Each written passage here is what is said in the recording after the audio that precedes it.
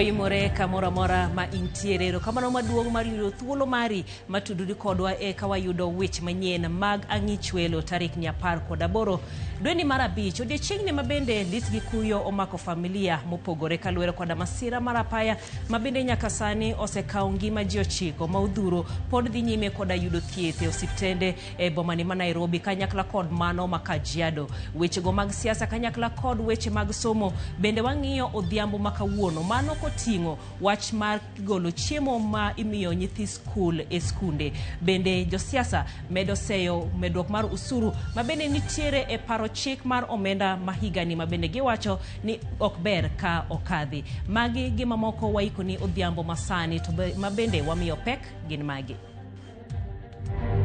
Tumeweza kupoteza watu 9 na wengine 17 wako kwa mahospitali mbalimbali area hii ya Nairobi na Ngong. Kwanji mosewito ngimagi e masira mar apaya manotimore aluora magataka Karen ochopo ji 9 tok ng'at achiel wito ngimane koyudo thieth.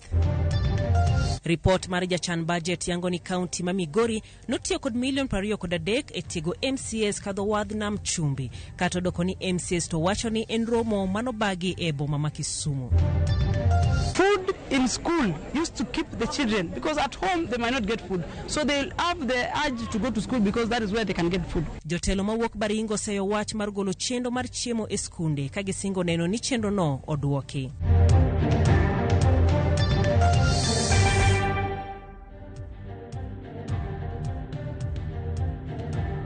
Odhiambo maber kamora mara ma intiere machiegni e weche gi nyinga Jailieta jaloko marwa en Elizabeth Otieno. Par bende nyalo cholonwa ote magi kokale ote machuok ma en 23600.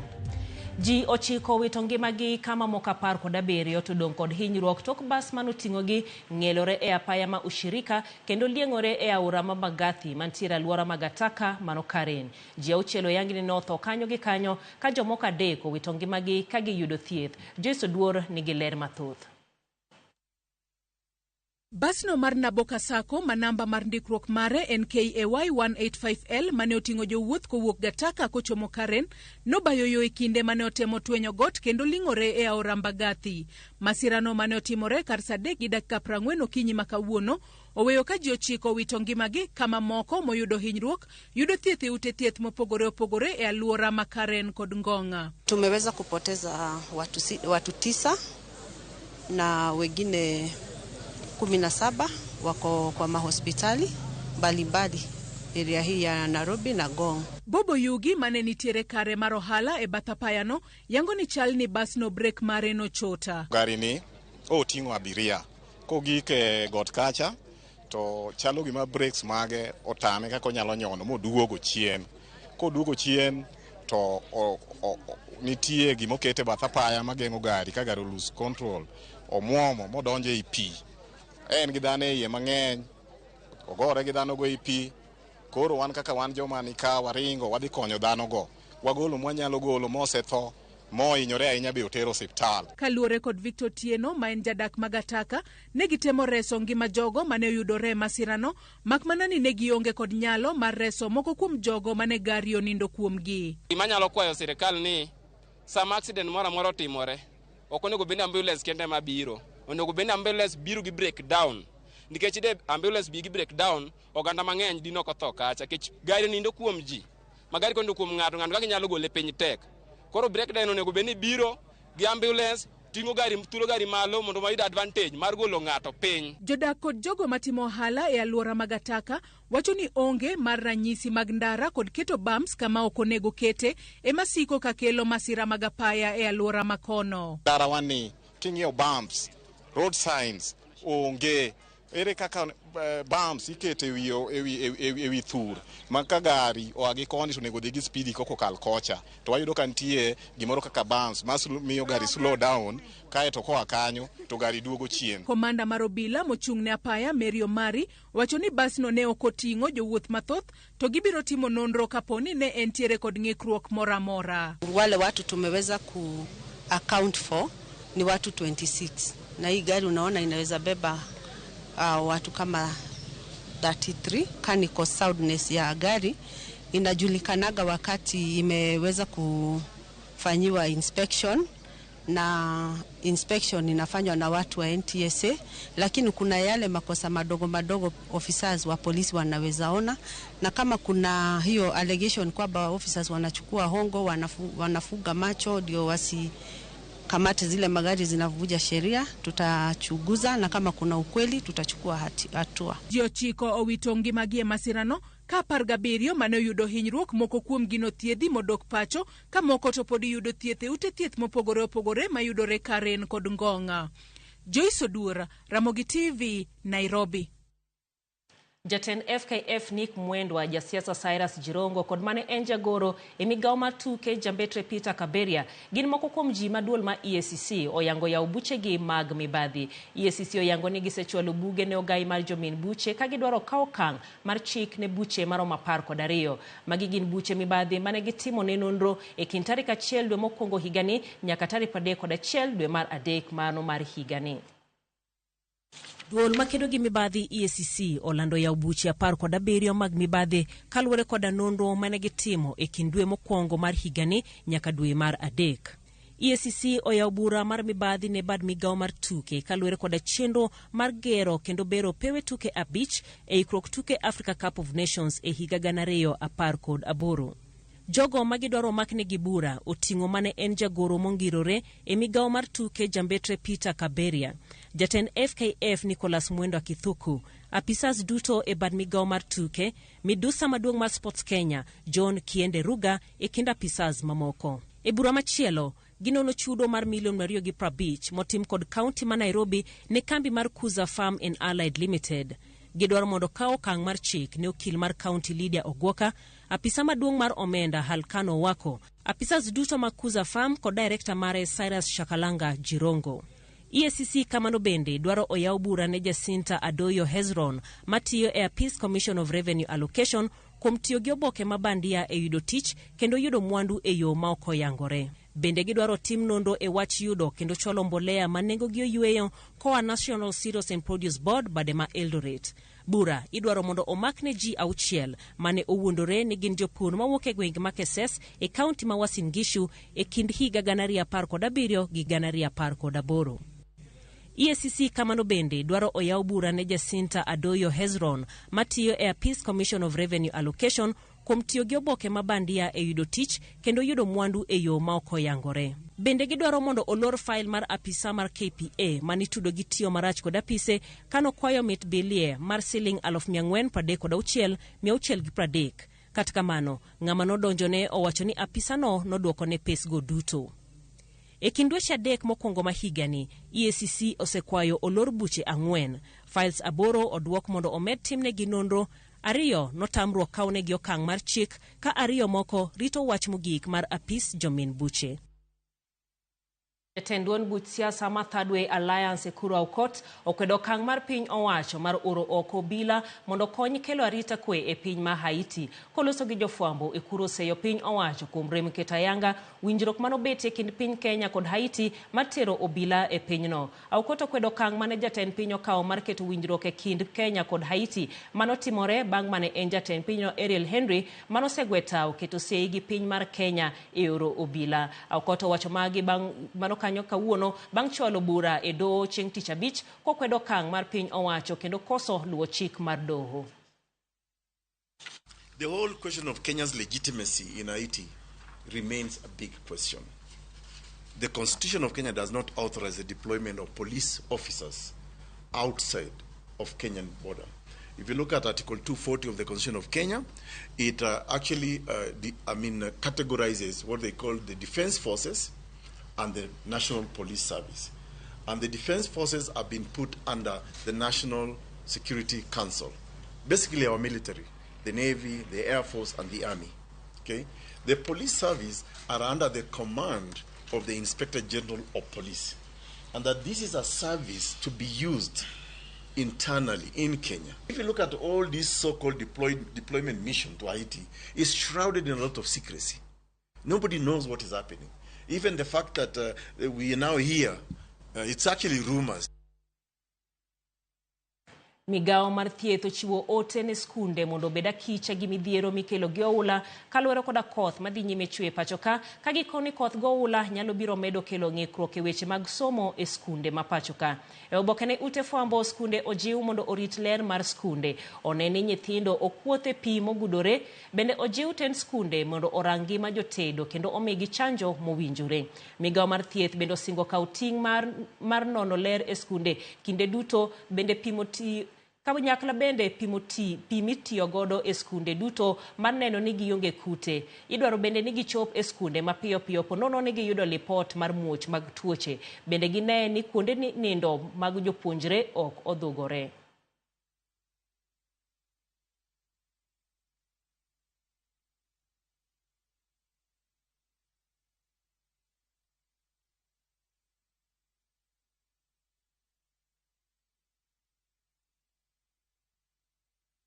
Jotelo mawuok e gwenge ma Baringo kwedo paro mar golo oko omenda masiro chenro mar chiemb jopuonjre e skunde e paro mar chik omenda ma higa 2024 2025 kane gilose chenro mar kawo pach jopiny e wi paro mar chik mar omenda manyien mane obagi apis mar Kefri mano Marigat. Jotelo go wacho ni gidhi rakore gi paro no kendo neno ni ok okale e od bura mamalo. Betty Akinyi miyowa ler matut.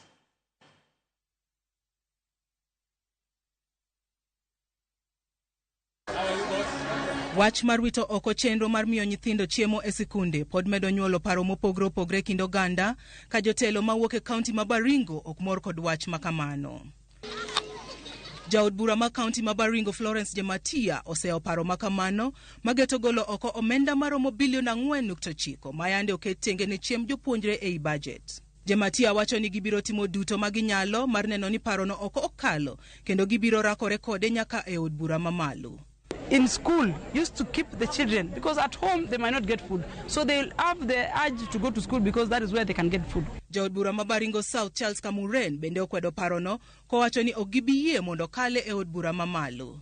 Kamuren olero ni chenro ma chiem jopuonjre mar odiechieng' emosebedo ka lombo jopuonjre mawuok e gwenge ma oro gi ngaji hinyo kwako. Ile pesa ilikuwa metengwa kwa Ministry of Education 4.7 billion irudishwe.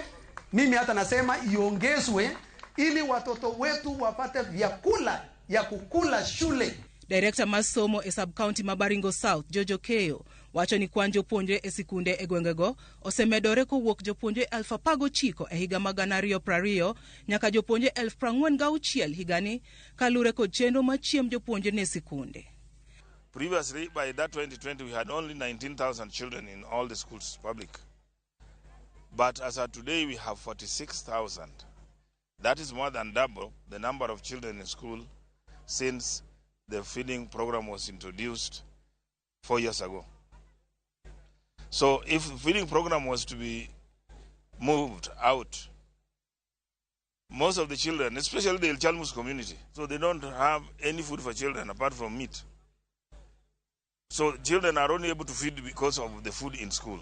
Enoch Lebene ma en jatend achiel kuom sikunde e kaunti no bendo lero ni golo oko chenro ma chiem jopuonjre e sikunde biro duoko piny kwan ma jopuonjre e sikunde go kendo rocho chenro ma somo e thoth sikunde ma pacho ka. Ningeshauri wahusika ya kwamba waliipata ikiwa hapo wasiguze, na kama ni kuguza waangalie kwingine, lakini si Baringo South na sehemu zingine ambao zinaathirika sana na kiangazi, usalama na mengineo. Kwa hivyo wakigusa hatutapata wanafunzi tena kwa shule. Jodak e gwengego bende okwayo sirkal mondo neni chenro ma chiem jopuonjre e sikunde odwok kalure ni thoth jopuonjre mawuok e gwengego onge kod nyalo kata yuto moramora.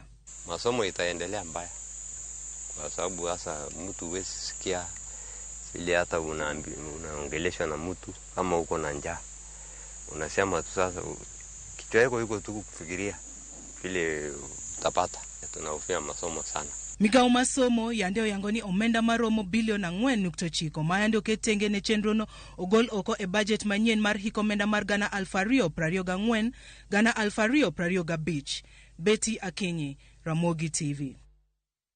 Erokamano ahinya Betty kuom ripotno. Komachielo duond bura mar UDA ne obago yiero mar kor gwenge tielo mar 2 e kaunti ma Homa Bay mar yiero jotelo mabiro tayo duond burano e wards 40 duto te mayudore e kaunti no. Chenro mane ota e yor kwe e kuonde chung' ute buche 8 e kaunti no. Kaka jafwamb marwa e kaunti ma Homa Bay Ali Abich lero, chochni matin ne one e moko kuom tesende mag luto ombulu bang' moko kuom jochung' yudo ka nyingegi onge e masinde manitiyogo.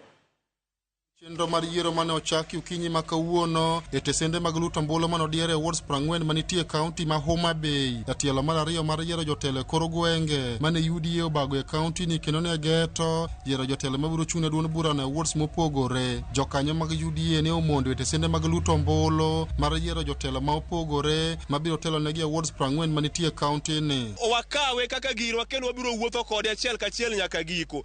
En piem ma ji opieme ok omi ng'ato ka ng'ato yombi ang' no koni oyomba ko yombo ang' no yie. Kendo wago erokamano ne jothurwa kuom neno kendgi ni kik wasika sika ka wan oko ok wan ema nochwewa ni gik mipingo. Piem koponi oyombi ok nyis ni ok mano ng'ano ok dwari. Anakwani kwatiego kura jomochung' te jomodhi oyudo kik we joma nuchungo. Joma ok oyudo uye uriuru gi joma nuchungo. Moko kuom tesende mag luto ombulu kama oting'o skund primar Masumbi e kar chud bura mar Angwe gi mano Masero e kar chud bura ma Homa Bay town ne ni kod chochni moko bang' ka moko kuom jochung' ne oyudo ka nyingegi onge masinde mane tiyogo e chenro no ma kata kamano ne oduogo losi. Ne nitie gwenyruok moko mobedo e positions but the presiding officer and the returning officer oseyie kaka gibiro timo hybrid electronic koriwore gi physical tuhakikisha ni joma nyingi nitiere. Koro kuonde 40 e kaunti wa makawuono watime mana gi muolo. Koro jatelo mochung' ne yiero mar ka osechano gi jowagi mondo mi jogo mane ochung' e kidienje mopogore opogore oyud thuolo mar ling'o ombulu. Wamedo jiwo jowa kaka jo UDA ni wabed ranyisi ne Kenya mangima. Jokanyo mag UDA e kaunti ma Homa Bay mane luorore mar rango kaka chenro no ne dhi nyime ne opako duond bura mar UDA kuom ne chano yiero mar kwe maonge tulo kata matin. Nitiere kombe ma ne ok ji oyudo ma ok opinggi gin ne gadget igoye kura. Waseneno ka ji owuok oko mondo tim yiero mar UDA. Nyisowa ni jo UDA ji nigi hera gi UDA. Ka josiasa mag UDA kaunti ni wacho ni yiero mar UDA no nyiso ni duond bura no osedonje piny Luo kendo yawo demokrasia mar siasa maduong' e piny Luo. Ne ok wang'e ni ndalo moro biro chopo ma jo Luo biro kawo party moro ma ok mar Luo ma wuotho kama. Mae party mano chak higni 2 mokalo to waseneno lemo. Warwako Ker William Ruto med luwo biro Nyanza ka kendo koyudo kama odong' omedo ameda tije nomiyo jowa mapok obiro UDA wayawo dhot wayawo nyaka dirisha karibu ni chama cha UDA. Bang' tieko yiero mag wards e kaunti ni duond burano koro chano timo yiero ne jotelo mabiro chung' ne kuonde chung' ute buche 8 manie kaunti ni kaachiel kod jotelo mag kaunti. Ali Abich, Ramogi TV, Homa Bay. Report no mar Ali Abich koke kaunti ma Homa Bay bende makoro terowa e yueyo wa mokwongo kapok adhi yueyo kata kamano antiere koda ote magi mabende donjo koa e yor ote machok mano 2 3 6 000 Dan koa ka Julu Kisumu ipenjo gimomiyo paroni ote no yudre maber kata kamani wacho ni ntiere ng'ikruok e Ramogi TV aparo Midusa Magwa owinjo bed ni ng'iyo wach makamanero kamana hinya. William Nyadawa kantiere Kakamega imor gi weche manyien chiemo e skunde to iye godo kendo winjo sir. Ramogi TV bende ler e gwenge makoni en wach malit koth ketho somo sirkal okony skunde mondo nyithindo dogo somo. Mano Pastor Omondi Otiche mar game onyinyore. Komachielo e yor mbui marwa mano mar Facebook Bon Omolo mar Nguku Kanyadoti wacho ni iluwo weche manyien e yunoero makare. Otis Tinga Oganyo weche manyien mag ang'ich welo biro no makare sana Rapogi Kanyamkagwero kamana hinya. Jacob Ochieng iwacho ni obila ohero mit bilie emomiyo ajali thoth e ndara. Mit bilie mana mar 100 kata 50 kende. Ramogi bende wayudo e yunoero makare. Pauline Nyar Peter aneno maber saide kantiere Nakuru County. Ramogi ler kaka Times Sudero kamana hinya kuom ote goduto omodho mana pi matin ka waduogo wayudo mathoth.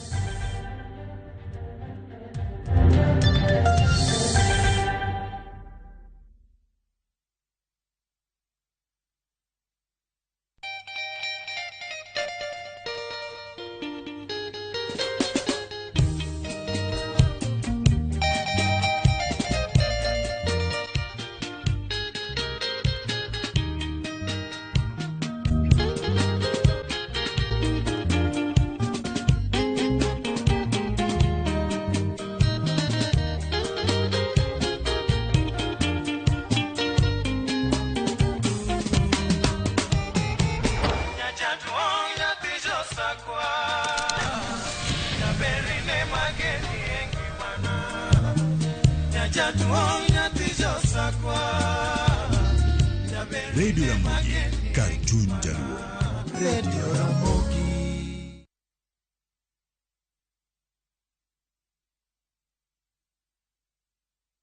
Skiza chapa, ushinde. This is an answered prayer. Nilipiga magoti ndio nitafuta hii hela. Kuna machallenges tu unaweza kuwa na maisha, alafu kumboost biashara. Unajua biashara zilishuka after corona. Yeah. Wameru wote mahali mnaniona, Wakenya wote, jaribuni hiyo namba *487*3#. Mutafaulu. Unapata 1,100 Kagendo. Na unapata pia gift hamper. Ukienda nyumbani wasalimu wote na uwaambie kwamba wajaribu, manake you never know, Jumatano ijayo labda kutakuwa na mwingine kutoka Meru hapa. Skiza chapa, ushinde.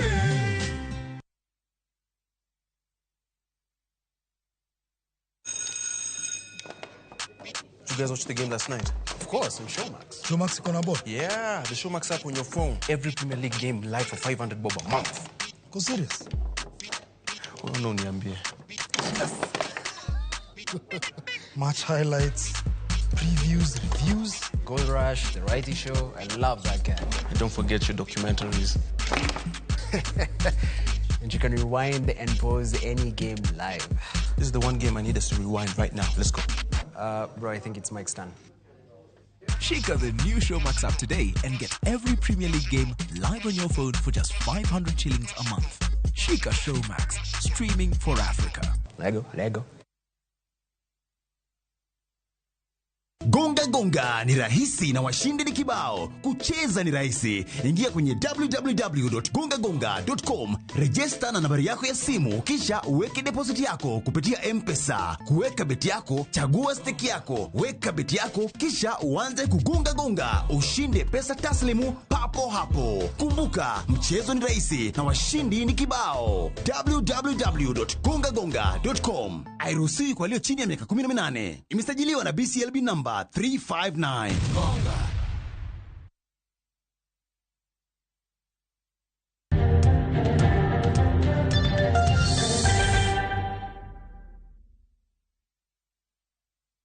Machiegni kendo jolweny mamine mag piny Kenya marakore kod jonjore mag Al-Shabaab e piny Somalia medo chiwore gi ngimagi e neno ni girito piny Kenya kendo neno ni piny Somalia ochung' kendo ongirore e weche arita kod uchumi. Kakoro kinde mar jolweny mag riwruok pinje Afrika midendo ni ATMIS dhi karumo e piny Somalia, jolweny mamine mag Kenya mantiere paw kedo gi piny Somalia onyiso geno ni okenge magiketo biro konyo Somalia e bedo gi kwe mosiko. George Batimioa mathoth.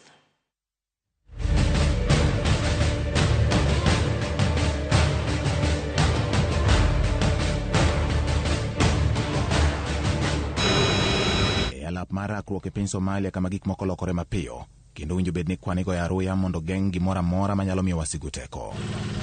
Wayudo jolweny Kenya mamine ma ochiwore mar neno ni Kenya omiyo arita makare e kor lwasi kod e lo bende.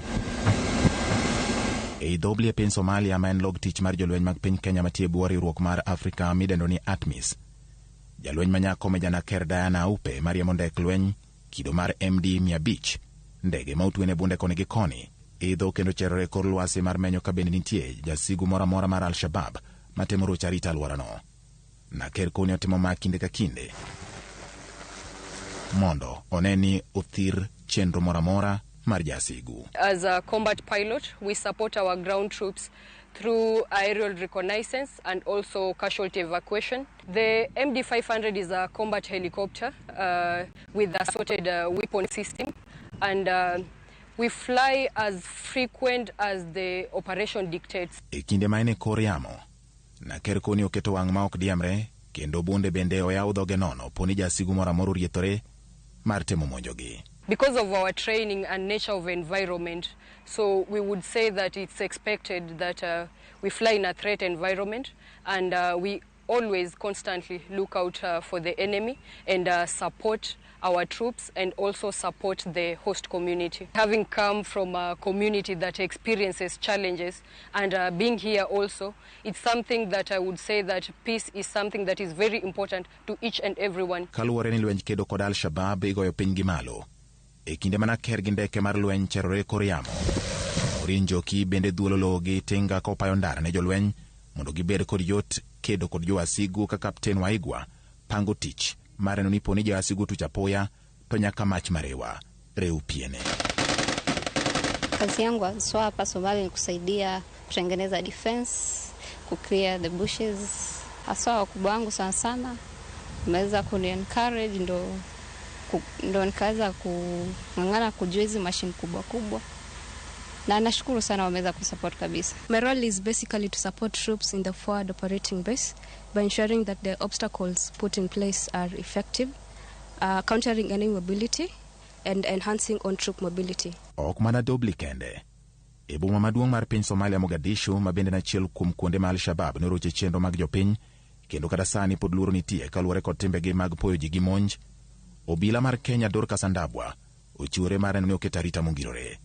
Andabwa riembo nyamburko mar jolweny matinde dongo mabende idendo ni APC mane kod otuchi ma itwe bonde e kinde ma okoni duto otimo koikore mar kedo gi jasigu. It's never easy for women to be part of such driving big cars, but for the training period we are given like a 2 weeks period to train. Then from there you start gaining confidence as you go outside, because you have to meet other road users with this big car with the narrow roads around here. You have to be confident enough. Having this big car, we call them armored vehicles. We are safe, we are sure we will be safe in case of anything, landmine. This car can never go down. Kopogore kod jonjore mag Al-Shabaab, jolweny mag Kenya ne ofwenyo ni nitiere jowasigu mamoko modudo piny Somalia koting'o akwede ma igeto godo joma mine, gino ma osemiyo dhiero go tach e kind oganda. What we've been doing is engaging them with technical activities as part of the female engagement teams so that they can have a sense of independence. They are able to fend for themselves. The engagement has brought a lot of cohesion because empowering the women is empowering a society.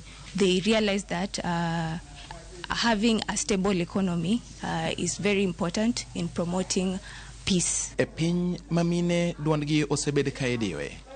Jolweny mag Kenya ma obiro kelo kwe e piny mar Somalia oseketo kenge mag neno ni jomamine bende duondgi uting' malo kendo sulme margi orieny e kind joma chuo. Magi gin moko kuom chenro ma oseketi mar neno ni jomamine bende oyudo kaka ginyalo mako gimoro e lwetgi mondo gidongre godo ka jomamine. Mane momiyo apisa mag KDF matiyo ka obedo kodgi machiegni kendo miyogi okang' ka okang' mar loko ngimagi kendo gologi e achidh nade magisebedo godo e kinde mokalo.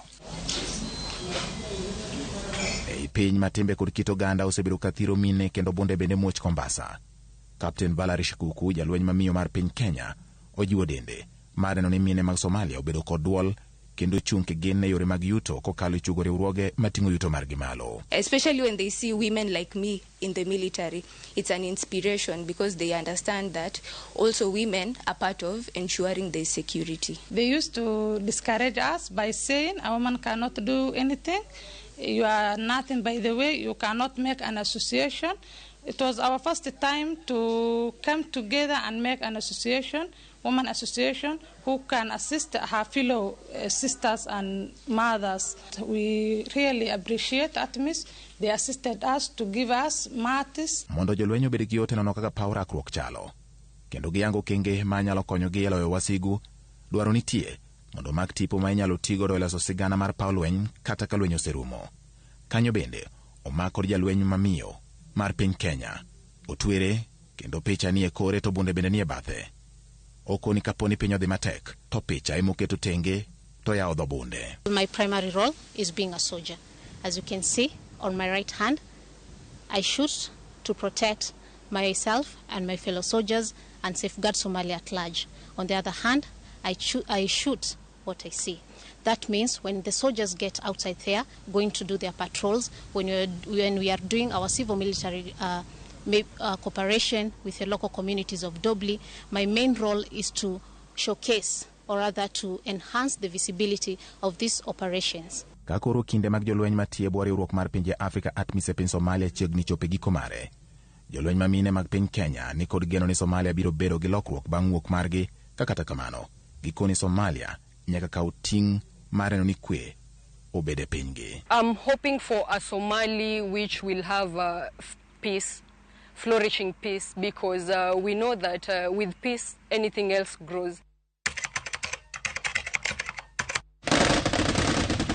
We provide medical support to operations for the forces operating in Sector 2. Every day when we come here, we have our inpatients. We take care of the inpatient here. We also have our routine outpatient. ATMIS also assisted this school. ATMIS also provided some desks of this school.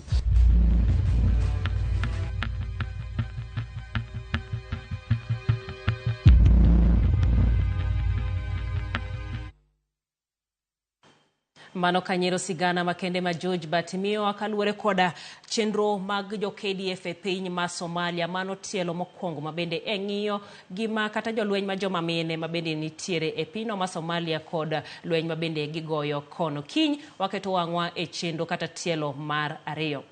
Komachielo sekta marango ngima mag jamni e gwenge mag Nyanza koro dwaro mondo olos chike marito ratiro mag punde. Jatend jota chenro mar ngima mar jamni go e Nyanza mong'ere kaka Support for Tropical Initiatives in Poverty Alleviation mano Pamela Opiyo wacho ni chike makanyakla mar rito ngima jamni oserito makare ngima mag punde. Koloso dichieng punde, Pamela okwayo sirkande duto ma county kod mamalo mondo olos chike makende mabiro konyo rito ngima punde e yo makare. Jatelo ne mabendo osebedo katiyo gi weg punde counties ma Kisumu, Siaya kod Homa Bay onyiso buok mare e dok chien kwan mag punde e gwengego kendo kwayo weg punde mondo omi jamnigo arita. The theme for today's this year's national celebration of the donkey as a working animal was the preservation of the donkey species. We would like to preserve the donkey species because the numbers have been dimming. They have been coming down so drastically. Today we've just learned here that the whole of Siaya County has only 11,000 as the population, and that's very little if you compare the area under which they operate and the things that they're supposed to do. So we would like each one of us to please protect and take care of the donkey. We are talking about proper feeding of the donkey. We are talking about treatment. We are talking about a proper environment for the donkey. Productivity of the animal is very low, and hence comparing productivity to slaughter, then we will end up seeing extinction of this species. So that's why we are talking about we want these species to be protected to the future. But partners achiel kuom gi Stipa mondo wane kaka wanyalo tieko weche mag makethonwa weche punda e county ka, to kendo be amiyo gi somo mar punda maber mondo gikan punda mondo medre. County ma Migori oyudore e nyong'ong mar Auditor General kachiel gi jachan budget maduong' mar sirkal kuom tiyo marach kod omenda mag jopiny e hiko muom mar 2022-2023. Report ma Auditor General yango ni milion 180 ok nyal yang ni notiyo nade, kinde ma county no bende ok nyal yango kaka milion 4.5 notigo e nyiew gik thieth. Jachan budget ma sirkal bende yango ni County Assembly ma Migori nochwalo kwayo mar tiyo gi milion 23 e tero MCS e tiegruok e boma ma Mombasa, kata dok ni tiegruok makamano notimore e boma ma Kisumu. Chris Owino kolora report Auditor General kod jachan budget ma sirkal e wi kaka county ma Migori tiyo kod omenda mag jopiny. Majanon buge omenda mag piny owacho ma idendo ni Auditor General penjo nitiere e wi kaka sirkal mar county ma Migori ne otiyo kod omenda mane owinjore ota weche mag dongruok e hiko muom mar 2022-2023. E kind penjo mathoth go, nonro mar Auditor General yango ni sirkal mar county ma Migori ne ok opedho neno manyiso ler e wi chudo mar omenda maromo milion 4.5 mane ochul jorak moko mondo ousne county no gige thieth. E chenro ma chiwo okumba mar nyamruko, Auditor General yango ni sirkal ma Migori ne ok ochiwo neno mar nonro mag chudo e kinde kod kambi moro mar okumba mane ochul siling milion 16.9 mondo ochiw okumba kata insurance mar nyamruko mag kaunti. Auditor General yango ni sirikal ma Migori ne ochwalo omenda maromo milion 500 ne chenro mag sirikal e kaunti no. E kwano makamano, milion 120 ne ochwal ne aguch dongruok mar wards, milion 180 ne ochwal ne hola mar nyamruko gi udi, milion 18.7 ne ochwal ne osuptende mag level 4 e kinde ma milion 22 ne dongruok mar muspal ma Migori. Kata kamano, Auditor General ne okomi ler malong'o e wi ka siling milion 180 mamoko ne otiyo e thuolo makamano. E chenro mar nyiewo lope makwan gi romo 10, tend kaunti ma Migori ne ok ochiwo oboke mag lowo kata title deed mayango nonro mag lope makamago mane omonyo siling milion 35.6. Omenda maromo milion 6.8 mane otigo e chulo kambi mane ouso ne Migori rwedhi manyasani ma Otisini Sahiwal bende ne okopuodh kokalo e boke ma owinjore. Piny owacho mar kaunti ma Migori bende openj kama milion 7.1 ne odhiye ni mar yangore ni silings milion 12 ne ochiw ne osuptal ma Migori County Referral Hospital, to osuptal makamano ne oyudo mana milion 5 e aguchgi. E thuolo ma nonro, Auditor General yango ni jotije moko 25 ne ochul osara makoriw to romo milion 67. Kata kamano, osara no ne okokalo e mbui ma chik opuodho ma iluongo ni Integrated Personnel and Payroll Database. Tend County ma Migori bende ne orem chiwo ler ne apisi mar Auditor General e wi osara makamago. Auditor General onyiso chich mare kaka ne otim chudo ma siling milion 2 kowuok e aguch kaunti ma Migori kadhi ne siro romo mar riwruog counties manie alwora ma Nam Lolwe kata Lake Region Economic Block. Mabiro kalure ni onge neno masiro chudo makamano. Auditor General bende yango ni sirikal mar kaunti ma Migori ne odhi ataro mar chik kuom tiyo gi maromo siling milion 3 e chwalo ne aguch riwruok mar governors ne tayo chenro mage ka chik matayo kaka bede sirikal tiyo to we oting' makamano ne sirikal mamalo. Sirikal mar kaunti ma Migori bende ne otiyo kod omenda maromo milion 44 e chulo okinde maoko mondo oyal buche maggi. Mabiro kata doko ni kaunti ma Migori ni kod apis ma ochung' ne chike kata county attorney ma bende ni kod okinde 3 manyalo yalo buche mondo kik omenda mag jopiny otigo e yo marach. Migao mar pi ne otiyo gi shillings milion 4.7 e gero odundu kata pipe mawuok Ngege nyaka Lichota. Kata kamano e kinde timo nonro, Auditor General yango ni pi ne ok nyal kalo e odundu nikech kethruok mare. Jakuny dag pi ne ochul siling milion 3.9 e chenro no, kata odoko ni e thuolo mane Auditor General timo nonro mare ne oyangore ni odundu mag pi kod pump ne osekethore kendo. Report Auditor General yango ni migao mar thieth ne ochiwo orak ne kembe moko mawuok e alworano mondo mi oger mwandu mag chiwo thieth e osuptende 5 mag kaunti no e nengo makoriw to romo milion 5.7. Kata kamano, report mar Auditor General yango ni tijego ne ok otieki ka thuolo mar orak mane ochiw to ne oserumo. Maromo milion 19.4 ne ochul wuon orak moro mar tieko gero od thieth mar jotuo mohewore kata ICU e od thieth maduong' mar Migori Referral Hospital. Nonro mar Auditor General olero ni jokachero magi ne ok oyudo ka ICU no tiyo kendo masinde duto madwarore bende ne onge e iye. Magi biro e kinde ma apisi ma jachan budget maduong' mar sirikal Margaret Nyakang'o bende yango tiyo marach mar omenda kod sirikal mar kaunti ma Migori kanyakla kod od bura mar kaunti no.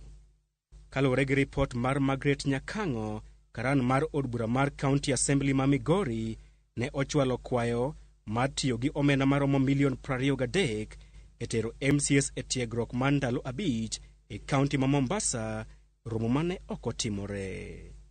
Malingling mar Ramogi TV yango ni MCS mag County Assembly ma Migori ne otimnegi tiegruok e boma ma Kisumu e kind tarik 25 dwe mar 9 higa mar 2022 nyaka tarik 1 dwe mar 10 higa mar 2022 ma ok e boma ma Mombasa.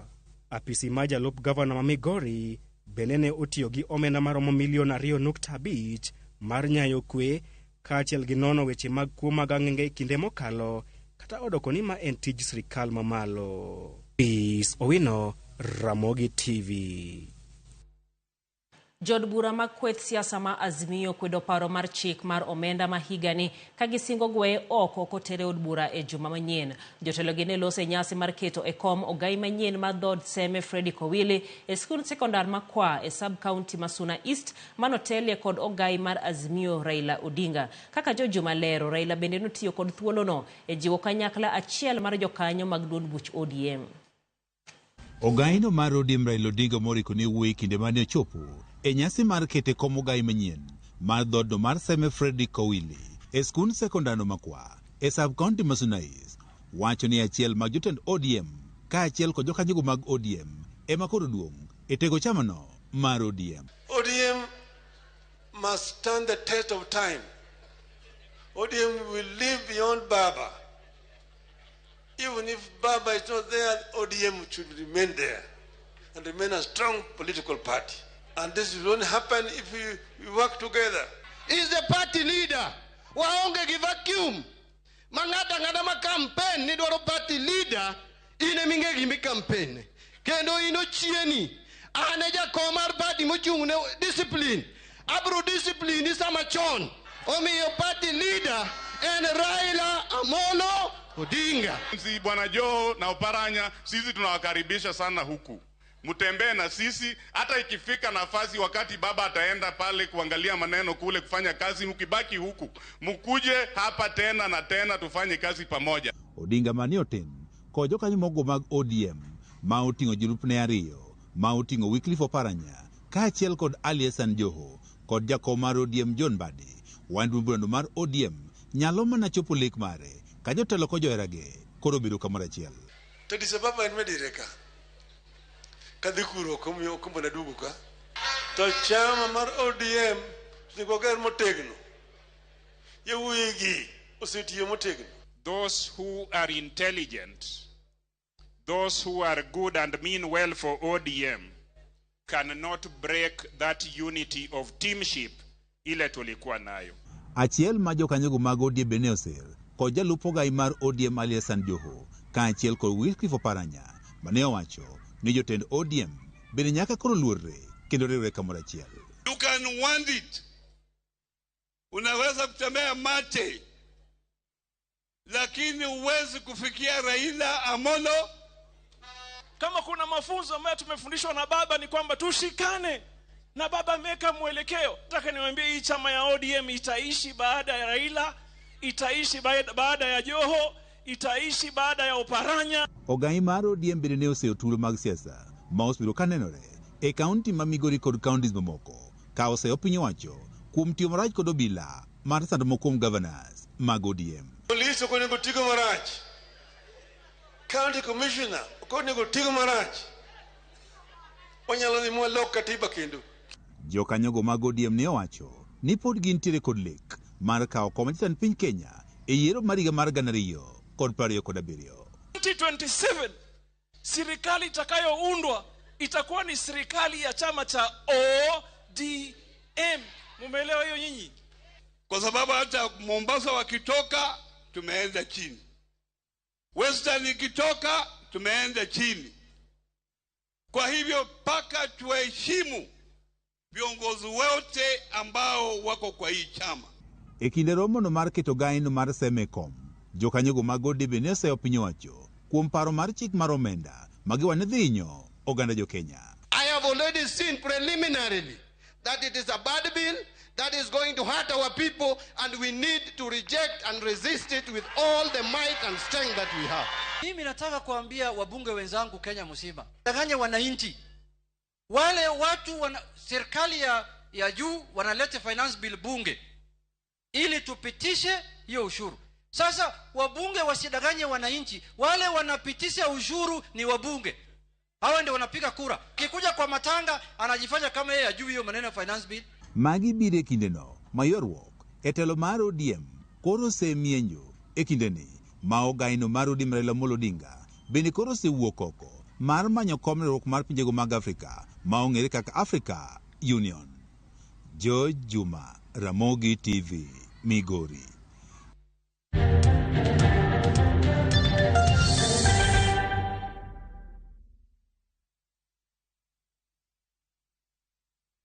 Asewacho ni nyathini toko winja.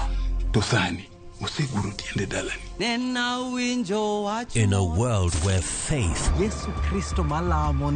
fear, sacrifice, and the complexities of father-son relationship collide, the son must choose his path and his own legacy.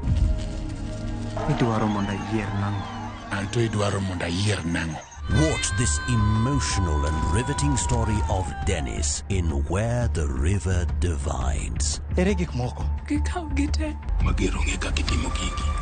Watch the best content on the go only on Viusasa.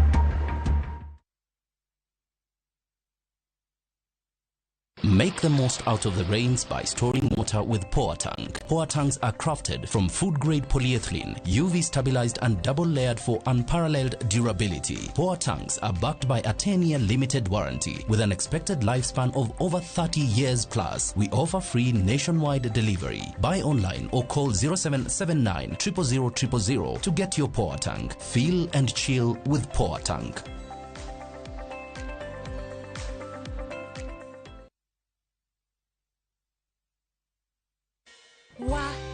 Lakini vile hii ekonomi imetufinya, ilinibidi kubadilisha sabuni nikatumia ingine rahisi. Bala, ilibidi nioshe kila kitu mara mbili. Sikuwa na otherwise, nikarudia Ariel. Ariel, usafi bora kwa mwosho mmoja tu. Minchabikina na dekupless tena, nilieka kichwa yangu ikabaitenda, unazama deep state tena. Nikaingia kwa mkahawa, mimi kichwa yangu akili zangu zote ilikuwa kwa nyama choma. So si kuona bado ina run. Vile nilienda tu kukaa chini na nikaona, nikarudi kwa simu, nikapata bado ina run. Nilistuka sana na nikakaa shout immediately. Vile niliona hivyo hata nyama nilikuwa nimependa, nilijaribu kutafuna, iko ngumu sana. Si kukula tena hiyo nyama. Mimi ni mkulima na niko na projects. So ni kuendeleza tu ukulima yangu na projects zangu. Ukichukulia ikuwe ni rahisi na ujue vile mtakaa na captain mcheze mzuri, utaielewa. Lakini with the time, the more unacheza, the more unapata experience na unajua jinsi ya kucheza. Avieti ya Shabiki.com inakupa the biggest multiplier in Kenya. Shinda up to 50,000 times your stake. Yani ukiweka stake ya 100 bob, ndege ipeperuke, unashinda 5 million within seconds. Na ndege pia ikifly away, Shabiki.com inakupatia 5% refund ya stake yako kila siku. Usikubali kulose. Changamkia Avieta on Shabiki.com. Not for persons under the age of 18. Shabiki.com is authorized and regulated by BCLB license number 587.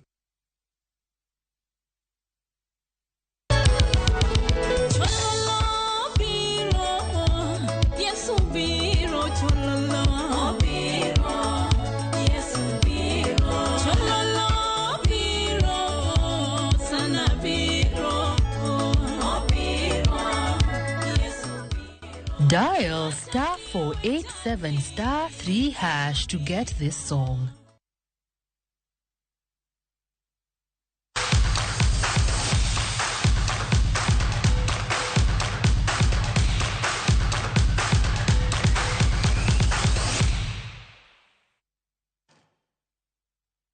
Machiegni e paw tuke tim mar adhula mar joma nyiri mantiere bwo higni 10 kod 7 Junior Starlets otimo ikruok margi mogik motelo ne tugo makiny e kindgi kod Ethiopia e paw tuke ma Ulinzi Sports Complex. Tugono en mar laro thuolo mar dhi e tuke mag okombe mar piny ngima. Starlets dwaro loch mora mora mondo mi gidhi e okang' machielo maendi bang' dhi amodhi ma onge gol gi Ethiopia e tielo mokwongo matugono manotimore e boma ma Addis Ababa. Jaloch e tugono dhi gocho gi Burundi ma noloyo Djibouti gonde 18-0 e tielo mar ariyo. Tumejipush, tumework on our weaknesses. At least this time venye tumefunzwa na coaches, tunataka tumuonyeshe yenyewe tunaweza. Juu coaches yenyewe wame do their part, same baki sisi players. Kwa mafans wote wa Kenya tunawaurge mkuje kwa wingi. Wasichana wanawatarajia. Tunaomba support yenu kesho. It will go a long way in giving the girls morale. Tima Fortune Sacco ngado tiko mar donjo e NSL Bangloyo Moffat FC gonde ade kuom nono odhiambo makawuono e tugono manogoya lap madandora. Fortune e dakika mokwongo nyaka giko tugo ka gol mokwongo ne giyudo e dakika mar 9 kokalo kuom Elias Mugane. Ne gimedo gonde ariyo modong e dakika mar 80 kod ariyo.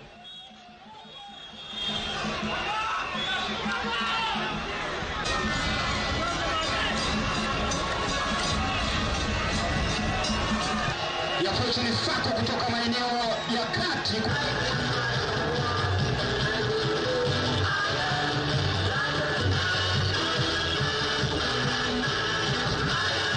Hii win imetoka mbali sana because vile tuli lose huko Mombasa against Omax, vijana mentally walikuwa chini, lakini nikasema wacha kwanza ni Abdul Dio ni mentality.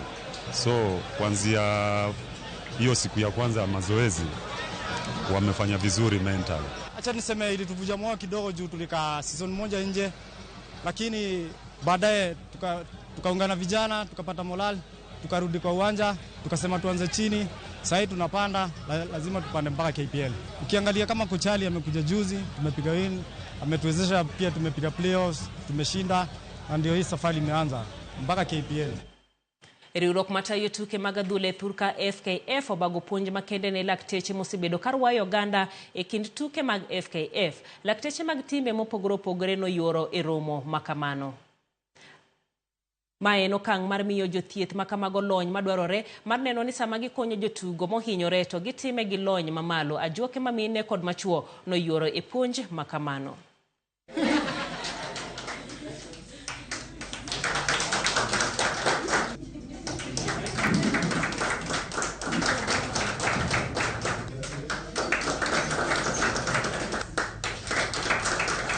Tukiangalia most of the people hapa ni ma first aiders, so unapata wana gain those skills of physiotherapists. So wakipata hizo skills wanaenda kuimplement into their teams. Unapata players wako sawa, performance pia inaenda juu. Most of them wamekuwa na deal tu na those first aid skills, but tukiangalia deep into therapy hawakuwa na hiyo knowledge.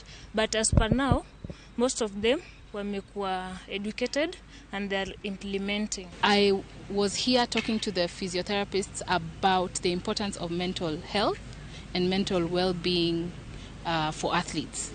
How to adequately support them, how to identify signs of mental health, the symptoms that come with, distress, and how to act when that happens.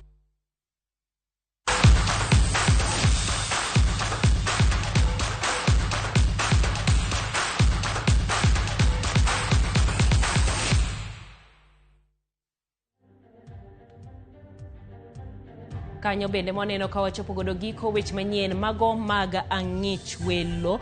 George Nyakwar jachapata chiel kende kawuoko Tuparamogi iwacho ni to donjonwa maber kabisa, erokamano ahinya. Ka bende iwacho ni Joy kawuoko Sieko winjo Ramogi maler kabisa, erokamano maduong'. Wachakwa rad kendo kochopo sa 3 mar otieno. Ka bende wadhi bedo koda twak marwa mar mine wacho wang'iyo chiemo mano mar jopuonjre e skunde. Warada gi esechego. Nyinga Jailieta, jaloko marwa en Elizabeth Otieno.